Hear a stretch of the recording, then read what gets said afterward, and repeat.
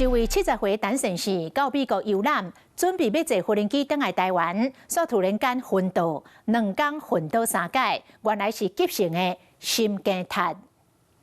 手术前后的心脏明显揪细，心室收缩功能为手术前的33%，进步到53%。第一个 V 血管做绕道手术，第二个 V 瓣膜做修补，第三个 V 做这个心室整形手术，第四个是最困难的，要用冷冻治疗。70岁陈先生有20年的慢性心肌塌的病史。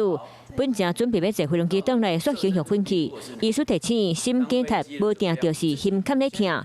陈先生昏去嘛是一个警讯，按内少数，那举起来会真直发生。那为什么叫做很意外？因为一般的心肌梗塞是用胸闷来表现，可是他第一次的心肌梗塞就是用昏倒。医师提醒，高危险的族群，包括3科有咧食薰的、含卡含咧运动的民众，拢爱特别注意家己的身体状况。Hello， 我是林纯佩。想要掌握最及时的新闻资讯或是体坛动态吗？赶快按赞、订阅、开启小铃铛，锁定华视新闻的 YouTube 频道。